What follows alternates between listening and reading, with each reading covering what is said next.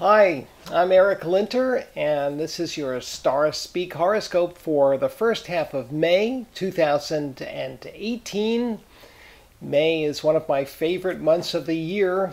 Here in New England, the world is basically transforming before our eyes into all kinds of prettiness and great smells and sounds. It's just a sensorial treat, and this is quite in keeping with the sun's passage through the very I should say materialistic, but it's more about the senses. The sign Taurus is very much an earth sign and connecting with the pleasures, the treats, and in some cases the diversions that we get from music and any other kind of pleasure, food, friendship, you name it.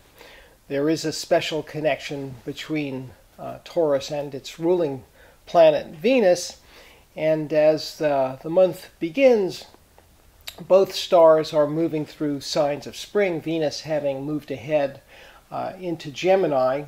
Mercury, by the way, which travels close to the Sun and Venus, is lagging behind in Aries, having completed a retrograde last month. Mercury still has a series of testing squares ahead of it, and I'll get to those in a minute, but bear in mind that because of the retrograde March, when the Sun and also Venus were in Aries, we really had a lot of jarring and grating energies to contend with. We have some aftershocks during this first part of May. We have some big changes as well. The recent full moon means that now, as May begins, the moon is in a waning phase, and it's a relatively quiet period, this first part of May.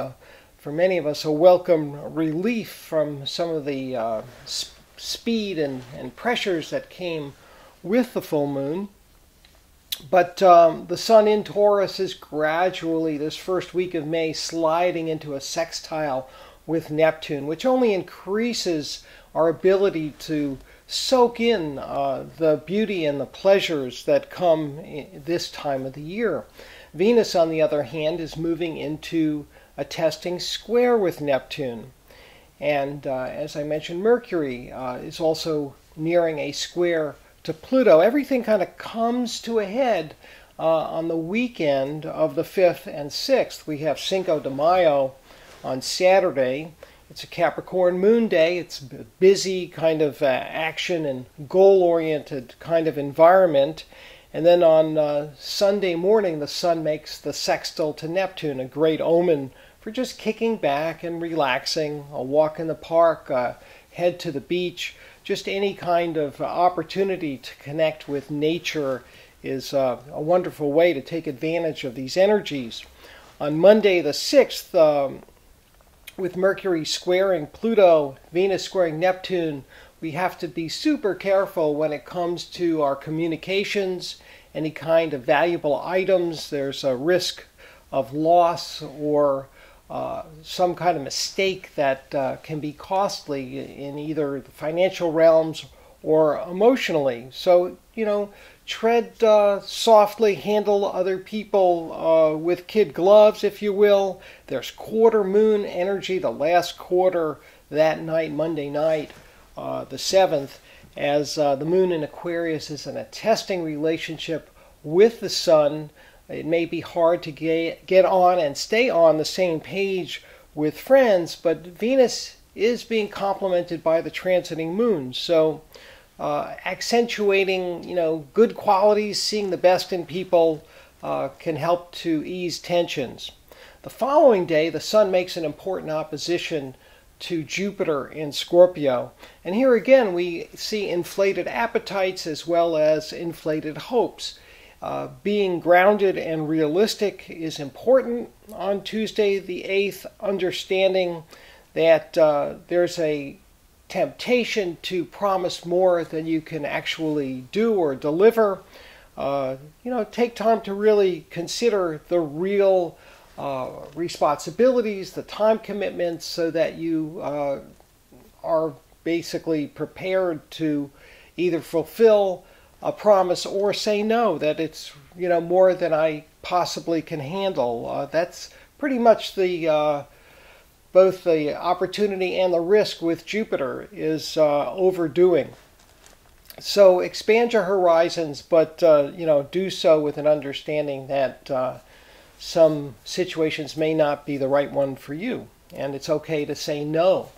The Sun in Taurus is continuing its journey through that Earth sign, forming a trine with Pluto on Friday the 11th. This is very much a time of empowerment and also a time of consolidation. So if you're looking to streamline your life, to be more efficient, more effective, the few days, the 9th, the 10th, Wednesday, Thursday, Friday, these are key days for getting your act together and redefining what you consider success to be on your own terms.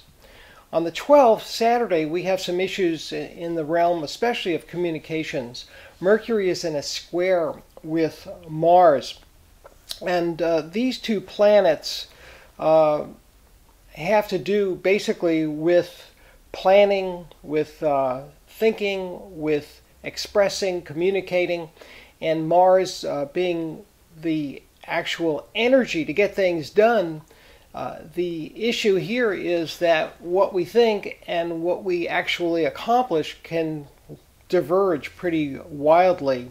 So again, careful planning is the best way to avoid the potential pitfalls. Don't rush things. Consider alternative plans if that's appropriate. This is a really kind of a testing weekend because Mercury will also move into a conjunction with Uranus early Sunday morning, the 13th. And so we have Mars in these later degrees of Capricorn moving into a testing angle with Uranus. And this is an explosive type of situation, raising the risks of an accident. So definitely, not just in word and physical actions, but if you are driving a car or operating any kind of machinery, these few days are a time to use extra care and caution. Mercury on Sunday, Mother's Day, in the morning moves on into Taurus. This does help to slow some things down, and calm, methodical thinking is definitely favored.